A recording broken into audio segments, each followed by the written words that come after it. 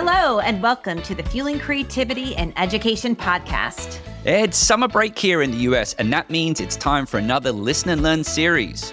And this series features bite-sized episodes designed to support some professional development during the holidays. Now, as scholar practitioners, Cindy and I do see the summer as a chance to recharge and catch up on new ideas and research. So Matt and I put together a list, and we reached out to some of our past guests who have recently published books and invited them back to talk briefly about their latest work. And if you're a regular listener to the show and listened to one of our Listen and Learn series before, you'll know that these off-season episodes are short and focused. We ask just 3 questions about their new book, providing a perfect way to stay inspired while still making time for that rest and family. So whether you're a new or regular listener, be sure to follow us on your favorite podcast platform and enjoy this special summer edition of Fueling Creativity and Education. So let's begin.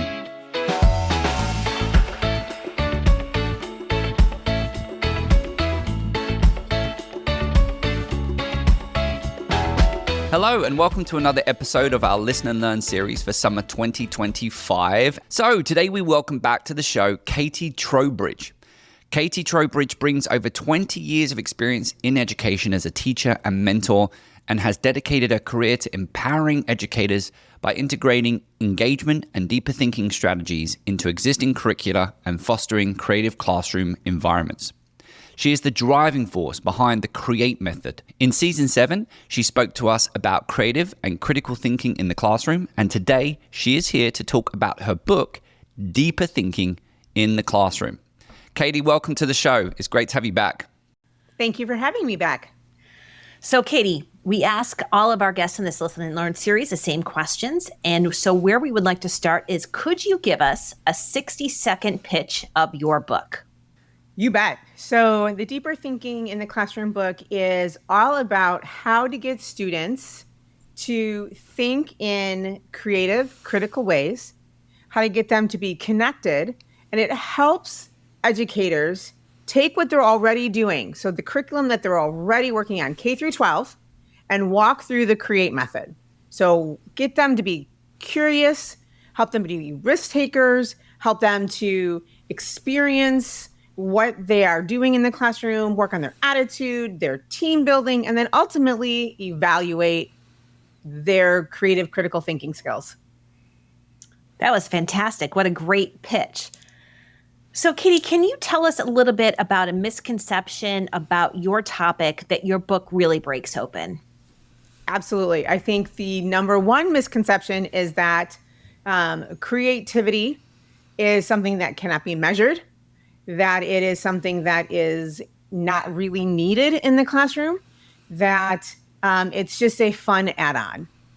And it is just really something that is for the arts. You know, it's something that the art teacher needs to do, the fine arts teacher needs to do.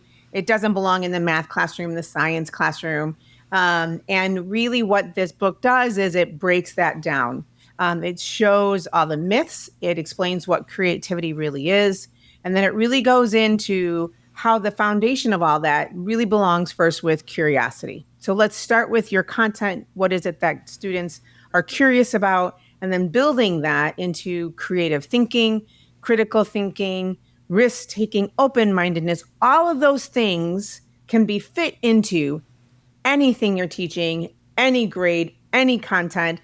So really showing that misconception of, creativity, all those things, that's for the art teacher.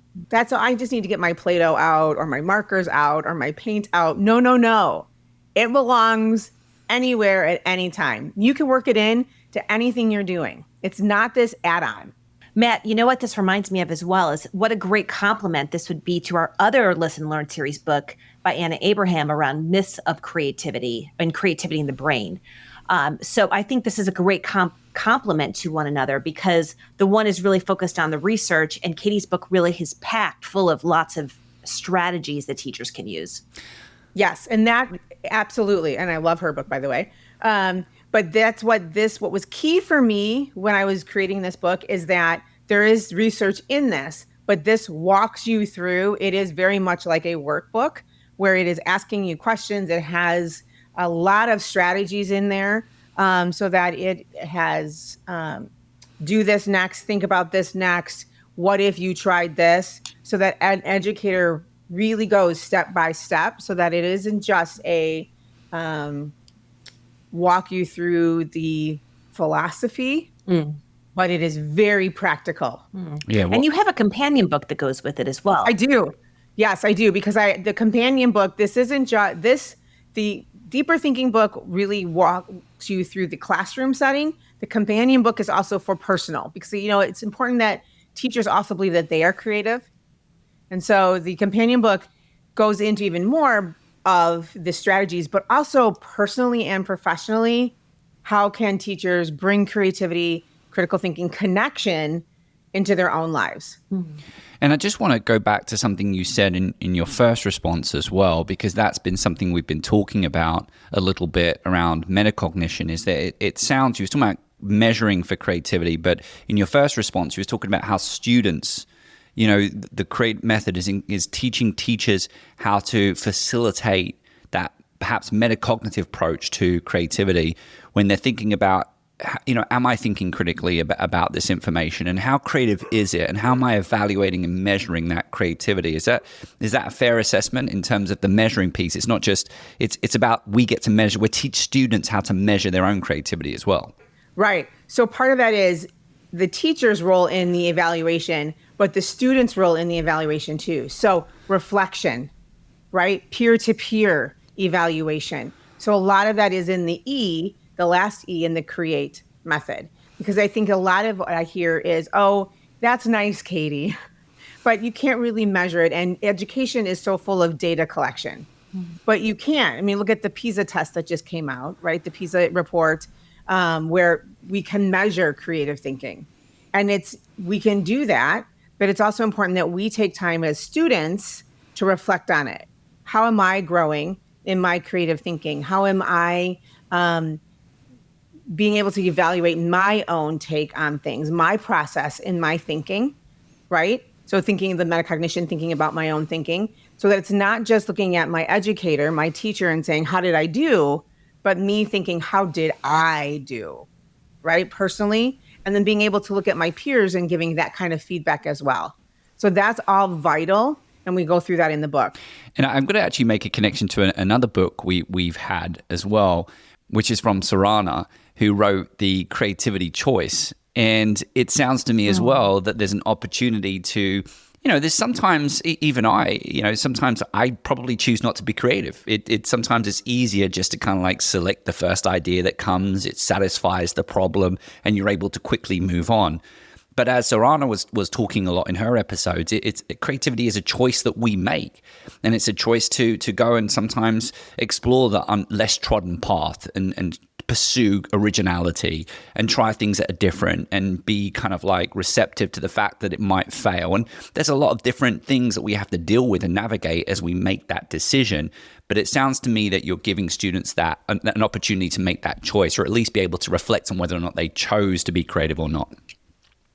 Correct. Yes. And choices, we talk about choice quite a bit in the book. We talk about productive struggle in the book, which is that same kind of thing, right? Going through the struggle of making those choices. Sometimes it's the easy way out. Why do you want to fail? How important it is to fail in the process of being creative, right? So all of that, we talk about that in the book. We've got to be able to allow students the opportunity to fail. And as teachers and as parents, and that can be very difficult to watch our young people fail. But we have to allow them to do that. We have to allow them to struggle. We have to give them the choice and the opportunity to do that, to know that we're there, right? It's like when you were teaching them how to ride a bike. You got to let go. You got to watch them fail. You got to watch them fall, but we got to encourage them to get right back up. And so we talk about that in this book quite a bit, that create method, allowing them to do that and then cheering them on, celebrating that. Woohoo, you failed, right? But then how do we help them then evaluate that, reflect on that? Now what do we do? And so that's why it was so important to me when we wrote this book that we really made sure there were practical, relevant, meaningful steps. And as an educator, to me, that was so important. It was great to read books that gave me here's what you should be doing. But then I would always be left with, okay, so how? And that was what was so important to me when writing this book, is that there was plenty of the how.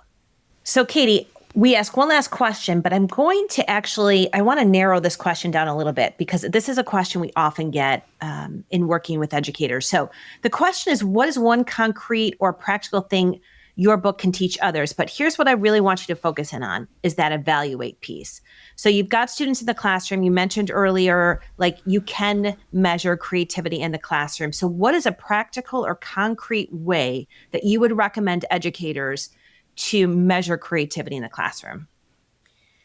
So rubrics are huge, right? We all use rubrics. One of my favorite things to do in the classroom was having students create rubrics together.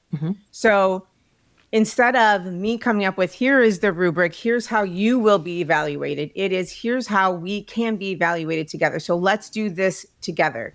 Here is the creative product that we are going to be creating. So let's say we are going to be creating a podcast, or we're going to be creating a blog, or going back to what Matt was saying about giving choice, right? Maybe we are going to be creating multiple things, but what is it that we are going to be evaluated on? And let's have the students come together to help us evaluate that. So instead of me dictating that, there might be certain standards that I have to hit, but let's have the students be involved in that process of evaluation, creation, instead of it just coming from me. So we would do that together as a class.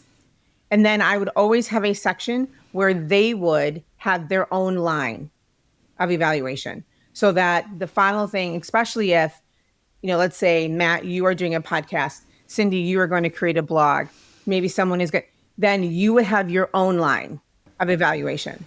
So then that you would have your own, that rubric was yours. It belonged to you. Now, I would still grade you on that. Many times you would evaluate yourself, and then I would evaluate you, and I would merge those grades. And I will be honest, multiple times the student was much harder on themselves than I was. Makes sense. I like that. I might even explore that in my one of my University of Connecticut classes. So, Katie, it's been a pleasure having you on the show. We hope you enjoyed this Summer 2025 Listen and Learn episode. Don't forget, please visit our website, which provides a full list of all the books we've covered during this series, with links to the authors' websites and links to where you can purchase their books online. You can access this page at fuelingcreativitypodcast.com/summer reading 2025. While we have all of our guests for season 11 of the podcast, we are now booking for season 12. So if you have any ideas of researchers, practitioners, or educators, or perhaps ideas on topics that you'd like us to cover that we haven't covered yet, please reach out at ideas@fuelingcreativitypodcast.com. My name is Dr. Cindy Burnett. And my name is Dr. Matthew Werwood. This episode was made possible thanks to our sponsor, Curiosity to Create.